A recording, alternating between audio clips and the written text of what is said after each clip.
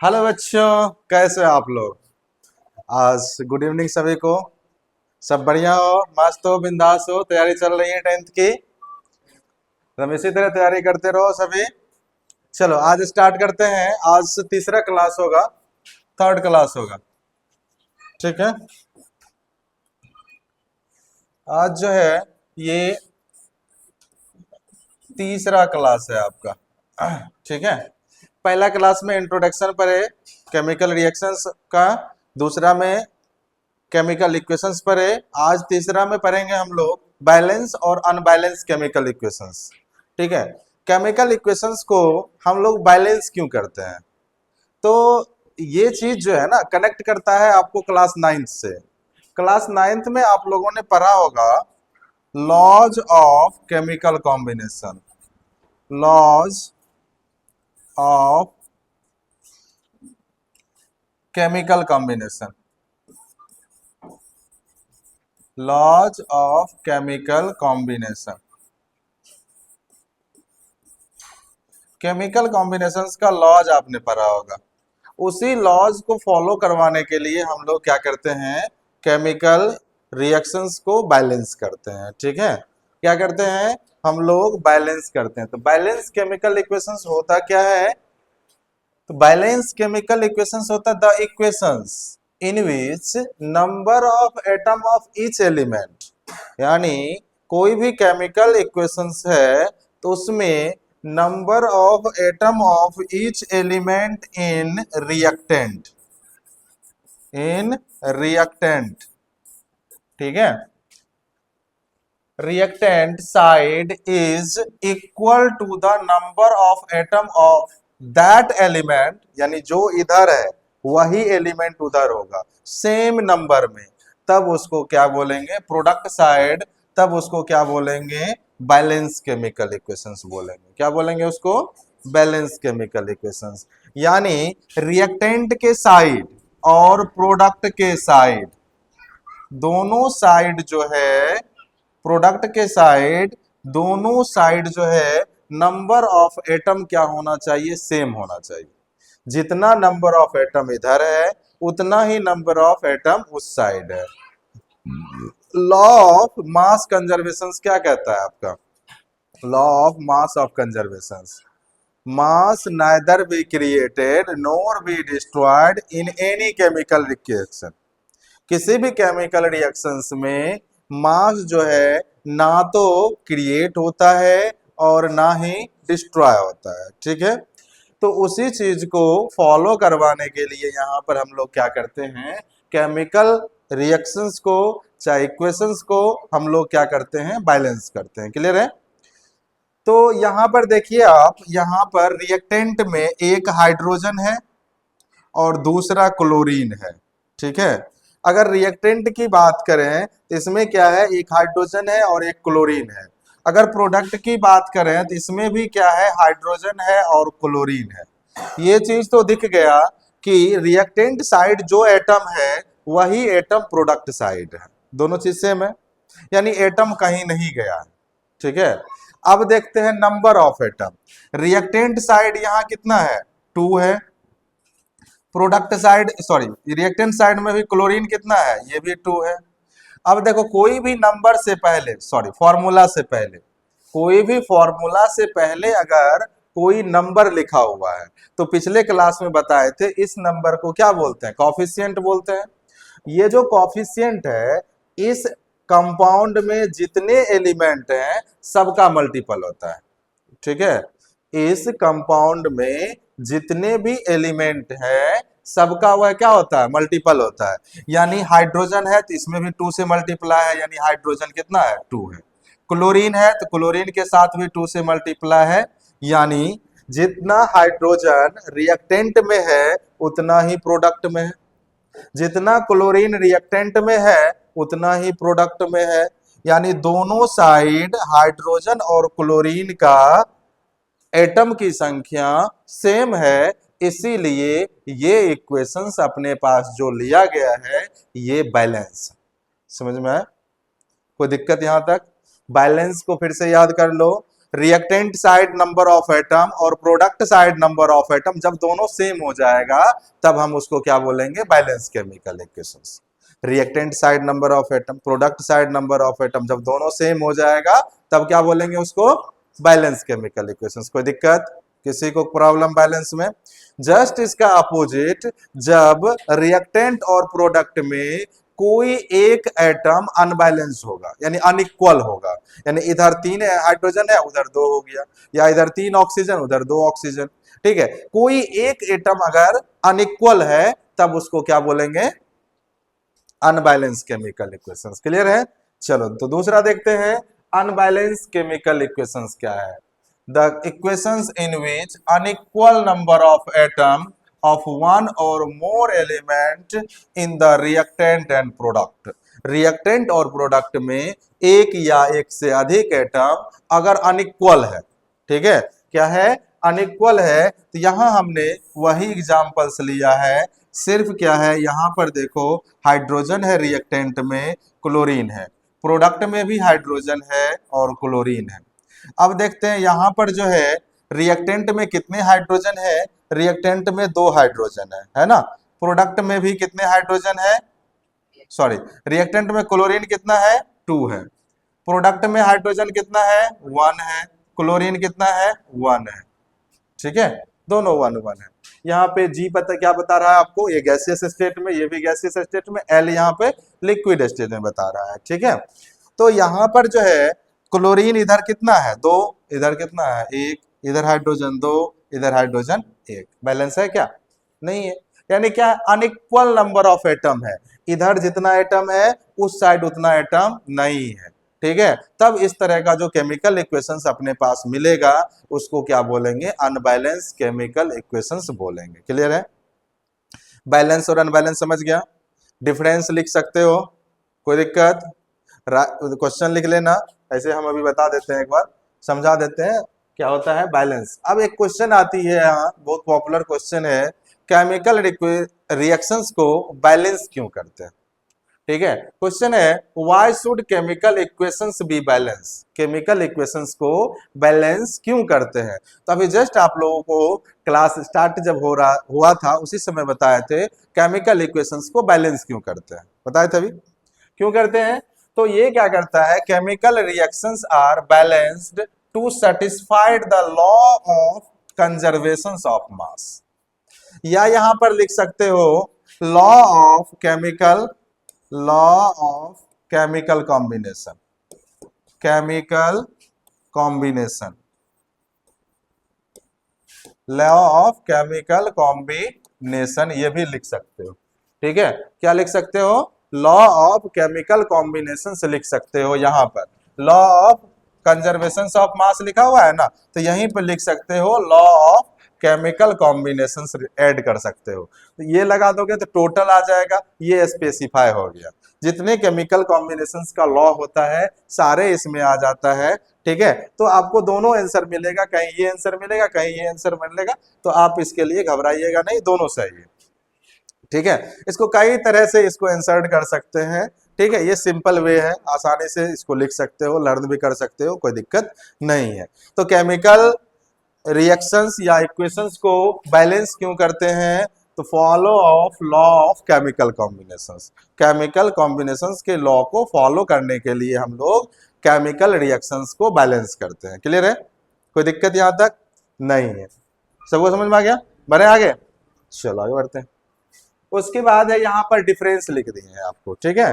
Difference किसमें है, balance chemical equations, balance chemical equation और अनबैलेंस केमिकल इक्वेशंस, इन दोनों में क्या डिफरेंस है ये यहाँ पे लिखा हुआ है, दिख रहा है सबको, ठीक है। पहला क्या है, balance chemical equations possess the same number of atom of distinct element in reactant as well as product, मतलब डिफिनेशन सी है, यानी रिएक्टेंट और प्रोडक्ट में दोनों में क्या होना चाहिए, नंबर ऑफ एटम सेम होना चाहिए, ठीक है। दूसरा क्या है, unbalance chemical equations possess different number of atom of distinct element in reactant as well as product, उसमें क्या होगा, अनइक्वल होगा, ठीक है, उसमें अनइक्वल होगा, इसमें इक्वल होगा, कोई दिक्कत। दूसरा कहता है balance chemical equations possess the same mass of different element in the reactant. इसमें जो है रिएक्टेंट में और प्रोडक्ट में दोनों का मास सेम होगा, ठीक है। इसमें क्या होगा, मास अलग अलग होगा, ठीक है, कोई दिक्कत। तीसरा इसमें एक एग्जांपल लेके आप समझा सकते हो कि ये बैलेंस केमिकल इक्वेशंस है, ये अनबैलेंस केमिकल इक्वेशंस। क्लियर है, कोई दिक्कत किसी को? एक के बदले दो एग्जांपल भी ले सकते हो। तो तीन डिफरेंस तो आना ही चाहिए बैलेंस और केमिकल, बैलेंस और अनबैलेंस में। तो आप लोग घर से लिख लेना या फिर किसी को लिख लेना, थोड़ा कोशिश करना अपने लैंग्वेज में लिखने के लिए, ठीक है। सेकेंड वाला क्या कह रहा है कि इसमें जो है रिएक्टेंट में और प्रोडक्ट में जो मास होगा एटम का वह क्या होगा, सेम होगा, जबकि जो अनबैलेंस है उसमें सेम नहीं होगा। रिएक्टेंट का मास कुछ आएगा, प्रोडक्ट का कुछ और आएगा, यानी चेंज होगा, या तो घट सकता है या तो बढ़ सकता है, ठीक है। जैसे ही बैलेंस करेंगे तो वो क्या हो जाएगा, फिर से सेम हो जाएगा। क्लियर है, कोई दिक्कत किसी को? चलो आगे बढ़ जाए। तो ये हो गया आपका बैलेंस केमिकल इक्वेशंस और अनबैलेंस केमिकल इक्वेशंस में डिफरेंस दे दिए हैं। अब चलते हैं, सीखते हैं कि how to balance chemical equations. Chemical equations को हम लोग बैलेंस कैसे करते हैं, बैलेंस करने के लिए आता है क्वेश्चन, ठीक है। तो आज सीखेंगे हम लोग केमिकल इक्वेशंस को बैलेंस कैसे करेंगे। तो बैलेंस करने के दो तरीके होते हैं, एक होता है हीट एंड ट्रायल मेथड और दूसरा होता है अलजेब्रिक मेथड।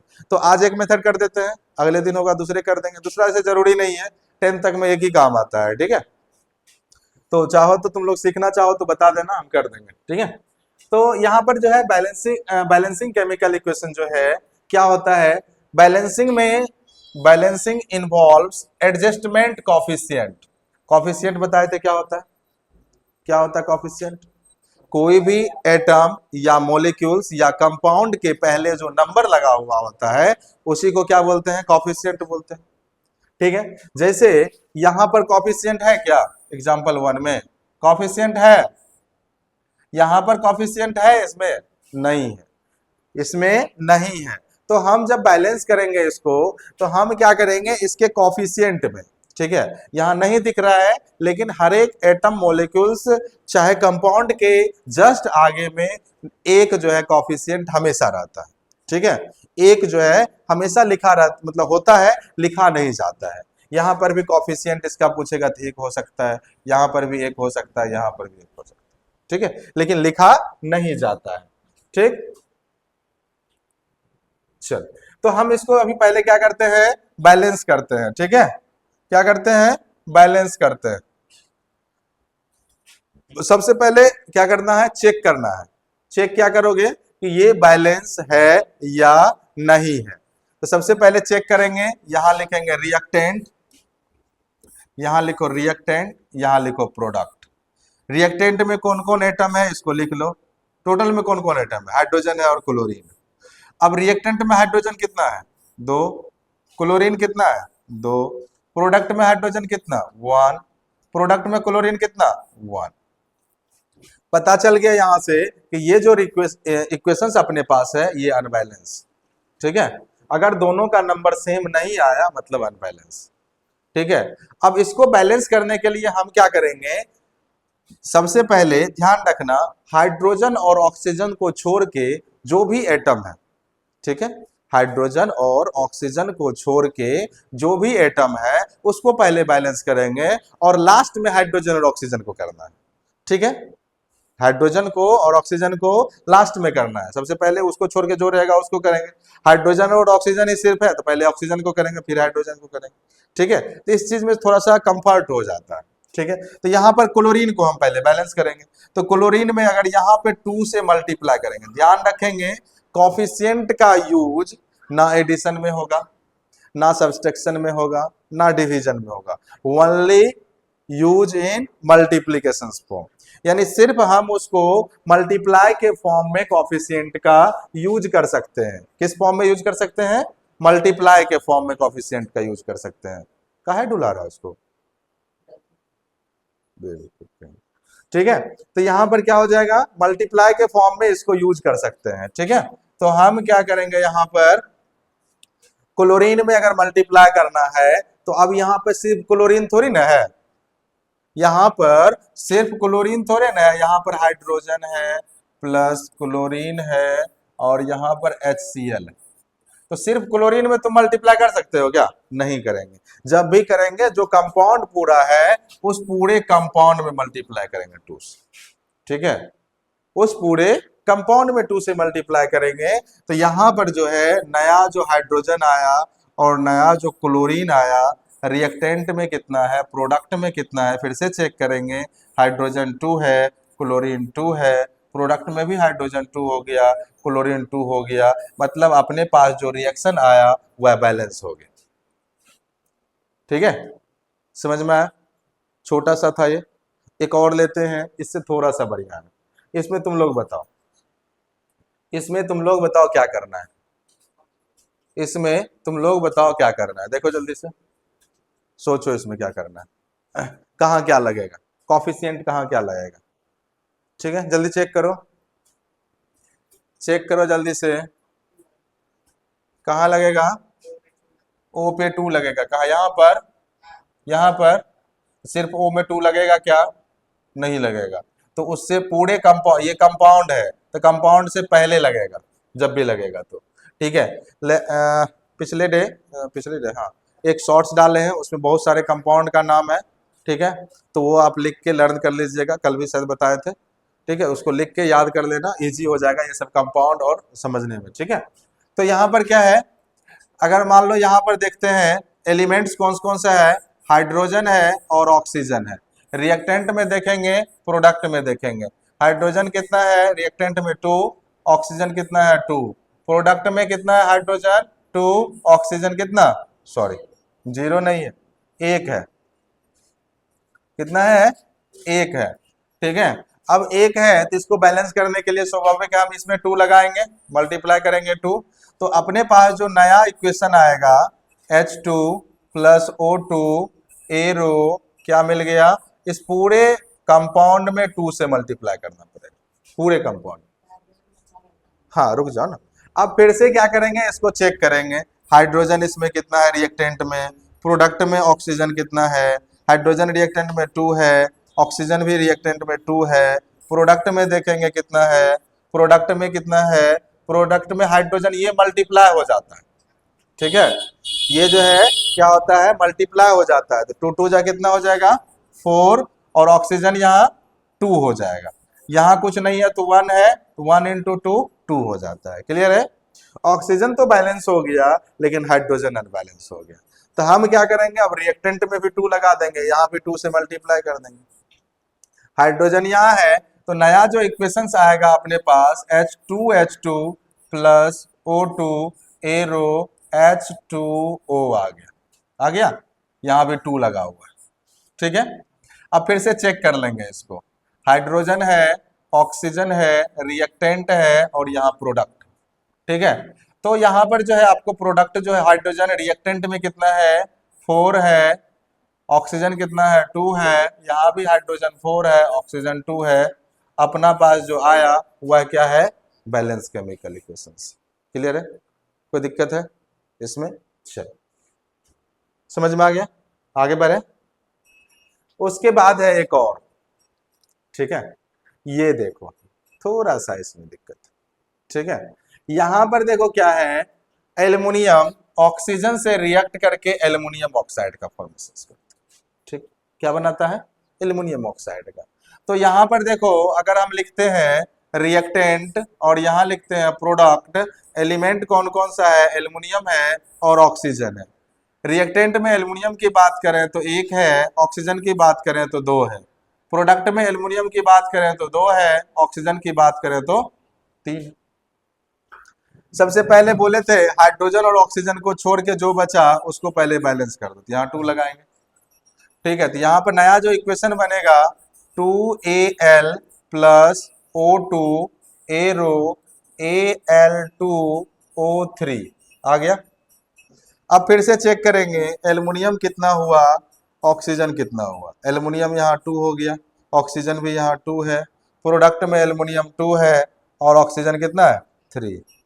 अब देखो इसमें कितनों से मल्टीप्लाई करोगे 3 आएगा क्या, तो हम क्या करेंगे एक साथ ही दोनों में मल्टीप्लाई करेंगे, इस साइड भी उस साइड भी। यहां पर क्या कर दो, यहां पर क्या कर देंगे 3 से मल्टीप्लाई कर दो। ठीक है, ऑक्सीजन में यहाँ पर 3 से मल्टीप्लाई कर देंगे, इस साइड 2 से मल्टीप्लाई कर देंगे, बराबर हो गया। ठीक है, दोनों में मल्टीप्लाई कर दिए, इस साइड 3 से उस साइड 2 से, बराबर हो गया। अब देखते हैं ऐसा करके क्या था, 2Al प्लस हम क्या किए 3O2 कर दिए ए रो, फिर से यहाँ पे क्या किए 2Al2O3, क्या बैलेंस हुआ। फिर से चेक करेंगे रिएक्टेंट में और प्रोडक्ट में, यहाँ पर क्या है एल्युमिनियम है और यहाँ पर क्या है ऑक्सीजन। रिएक्टेंट में एल्युमिनियम कितना है 2 है, प्रोडक्ट में कितना है 4 है, बैलेंस है क्या।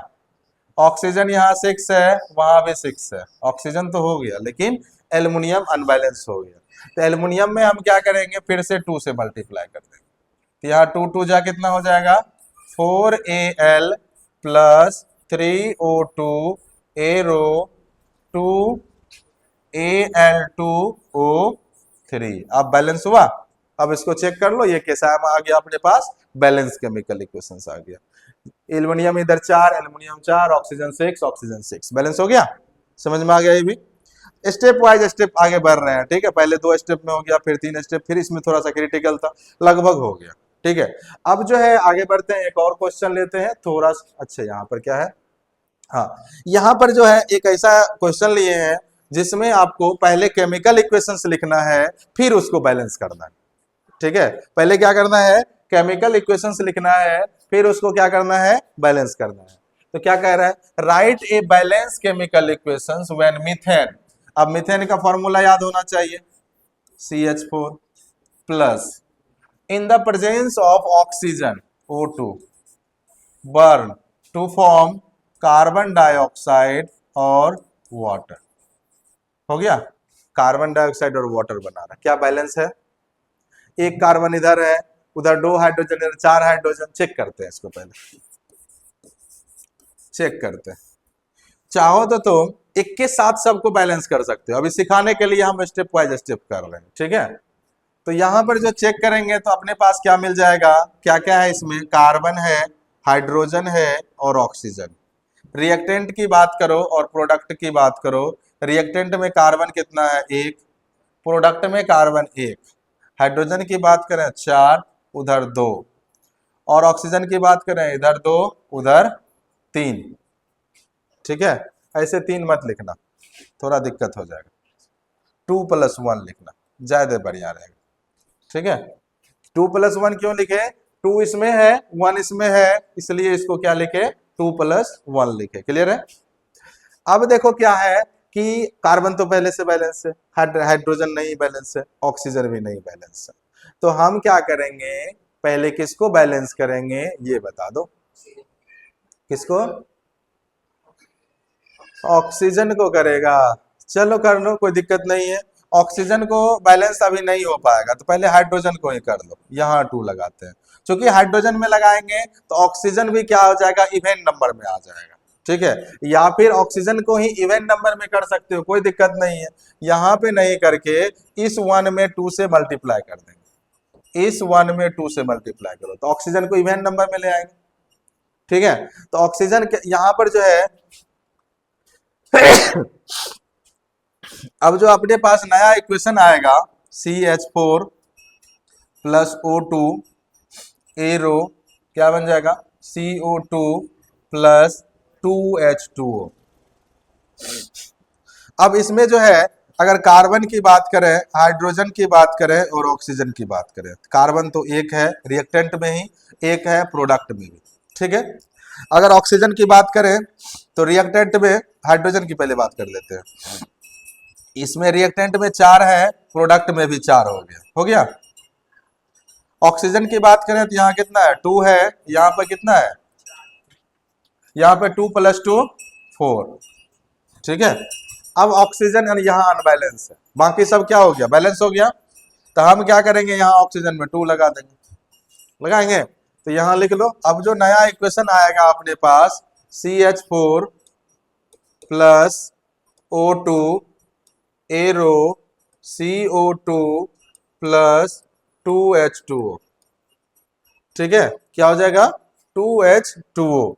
यहां से कार्बन कितना है, कार्बन को चेक करो, रिएक्टेंट में 1, प्रोडक्ट में 1, यहाँ पे 2 लगाए थे ना, ठीक है।